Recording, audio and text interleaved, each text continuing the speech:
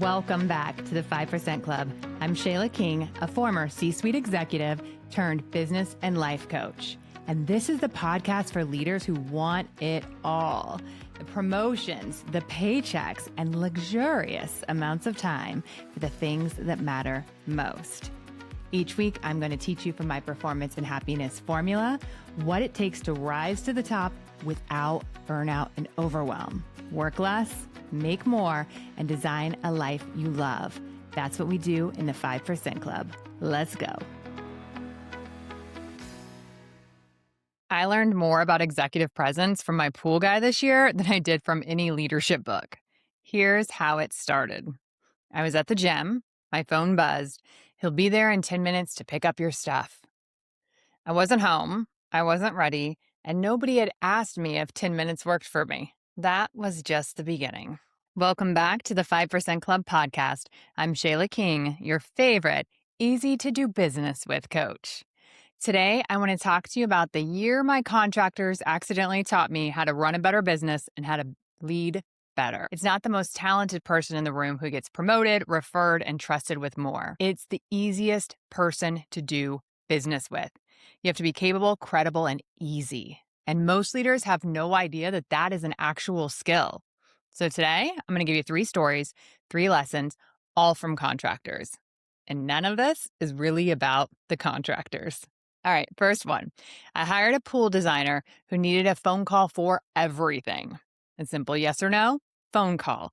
A couple of options to pick from, phone call. My husband and I are both in meetings almost all day, every day, and I never look at my phone when I'm with a client. And so I would have to try to find a little bit of time in between all my meetings, and then after every call, I had to turn around and translate the conversation into a text from my husband, who was in back-to-back meetings in Chicago.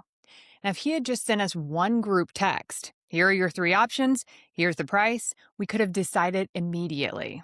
Instead, I spent hours hunting for even a call window that would work for both him and I, just so that he could relay the information that I ended up having to put in writing anyways. So lesson 1, meet people in the format that they actually need, not the one that's easiest for you. At work, that's the report nobody reads because it's a wall of text sent to someone who thinks out loud and just needed 5 minutes on the phone. At home, it's expecting your spouse to remember something from a conversation instead of just texting the one line that matters. Versatility isn't working harder. It's delivering the same information in the shape the other person can actually use. Thinking about your boss's preference. Does he want a text? Does he want an email? Does he want you to schedule 5 minutes with him? What does your boss want, and how can you communicate in that way? We go deep in this inside the Performance and Happiness Lab, especially in the module called Executive Systems, Strategy, and Storytelling. We make sure that when you're communicating to your boss, to your C-suite, and your peers, it's actually at an executive level. And we customize it based on what they're looking for, not just what's easiest for you to send. That works with your customers, the ones actually paying for what you sell, and it works with your boss. It works with the customers inside the building, your boss, your leadership team, the people who receive your work and pay you for it every single paycheck. And having that kind of versatility and communication style sets you apart.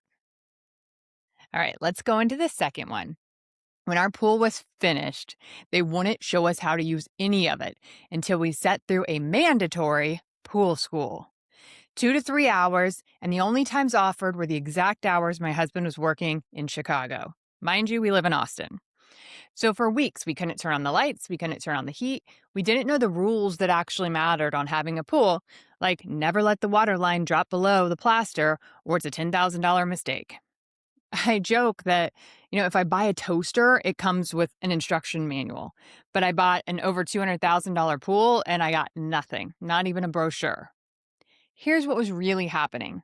The company that built the pool handed us to a service company, and that service company wanted to sell you on using them for their ongoing support. And so they do pool school for free so that they can then sell you on their service. But 6 weeks in is how long it took for us to actually get scheduled with them. And at that point, it turned out that our auto filler didn't work, the heat didn't work, and they wanted me to set up a warranty claim for something that was broken since day one. In the meantime, while I was waiting that 6 weeks, I actually hired a different company to maintain the pool. And so they didn't even realize that by the time we had our first meeting, they had already lost my business and they never even knew it. So, lesson two is if people can't get basic access or basic answers from you, they will find someone who gives it to them. If scheduling is difficult, they will find someone who doesn't have that friction. And they usually won't tell you why they left. This can even be with your internal customers. So think about your workplace and where you see someone that's going above your head or going to a different group or finding their answers from someone when you're like, my team should own that. Well, that's when we have to look at ourselves in the mirror and say, is there something about dealing with my team that makes it more difficult? Are we not always fast to respond? Do we not provide answers in the way that they are looking for it? Are we not the resource we hope that we are? And maybe it's because of a variety of constraints that you have, but it's really important to address the elephant in the room. If people are working around you, it's because there's something they're not getting from you. And that, my friends, is another reason you can get stuck in middle management because the people who are relying on you aren't getting what they need. And that feedback comes up in all of those other rooms I've been talking to you about, where they say, yeah, I mean, they might be okay, but they don't really work for my group. They're really not helping sales, or they're really not working well with marketing, or they're really not working well with legal. We can never get what we need from that group. And that makes you look like someone who has a stall or friction in your business. And that is not the type of executive leader that they want to move on to a larger role or a new department or a new org because they need people that are easy to work with.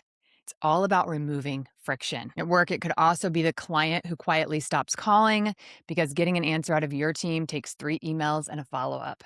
Third one, and this might be my favorite, no one showed up when they said they would. The guy says Monday at 9. He's not going to be there Monday at 9. Is he going to be there Monday at noon? Who knows? I'm starting to think that contractors take a pledge somewhere. They say, I promise to never do what I say I'm going to do.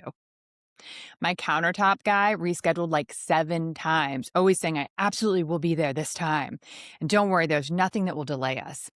And then he finally shows up 7 hours late on the day that he said he would, and he shows up at the exact same time that the electricians did. 2 crews that need to work on the exact same kitchen space. And the electricians told him to go away because they needed that and they got there first. Turns out the countertop crew had driven an hour and a half to get there, and the electricians needed 6 hours to finish. So the countertop guys had to go home and come back the next day, a wasted 3 hours. All of it because no one talked to each other and no one did what they said they were going to do. So lesson 3, and the one I want you to actually write down, do what you say you're going to do. Not eventually, not when it's convenient, exactly when you said. Stop optimistically scheduling things that only work if nothing goes wrong. Expect the delay, and then commit to a deadline you can actually hit. It's the small stuff too. You leave a meeting and say, I'll send that over. Send it that day as soon as possible. Not next week when you remember and look back through your notes. Your reputation is built on one kept promise at a time, and it's broken the exact same way. So here's the pattern that's underneath all 3 examples. Meet people where they are, give them real access and real answers, and do exactly what you say you're going to do. That's customer service and executive presence blended together. We're all somebody's vendor, your team, your peers, your boss. Every one of them is buying something from you, even if no invoice is ever sent. The people who get promoted and trusted with more aren't doing the flashiest work. They're the easiest people to consistently depend on. That's what we're looking for. Leaders want to look good. They want things to go smooth. They want to be able to trust you. So this week for your Evolve work, pick one person, your boss, a client, a direct report, and ask them how they actually want to hear from you. And then deliver it in that way next month. And pick one thing you're behind on right now. Either finish it today or go tell them the real new date before they have to ask you for it. Being easy to work with isn't a soft skill. It's not something that just happens or doesn't happen either. It's a level of performance, and you can raise it on purpose. I love the saying and telling myself, I take myself seriously. I take my business and dreams seriously. And that means I follow my calendar too, and I always do what I say I'm going to do. It'll change your whole life when you start showing up that way. When you say, I'm taking my career seriously, I invest in myself, I always do what I say I'm going to do. I make my calendar ahead of time, proactively, and I follow it. And I always get people what they need. And I always do what I say I'm going to do. That's the kind of person who also builds the life that they want, performance and happiness, both. The career and the life, both. That's what we're doing here in the 5% Club. Be the business you'd actually want to hire and retain. If any of this hit different, especially the way to communicate up, that's exactly the work we do inside the Performance and Happiness Lab. Come find all the details at shaylaking.com/phlab. It's SHAYLAKING.com/phlab, Performance and Happiness Lab. And if you're loving this podcast, take 90 seconds and leave us a review. It's the best way to get this in front of more women, more female leaders in corporate who want more pay, more power, and more happiness. Let's go. Thanks for joining me in the 5% Club today. If you're ready to make more, work less, and design a life you love, then go to shaylaking.com and join the waitlist. You'll be the first to know when there is openings to work with me in one-on-one coaching or the Performance and Happiness Lab, my group container where you will learn to be a high-performing, highly paid executive who loves your whole life. I'll see you there.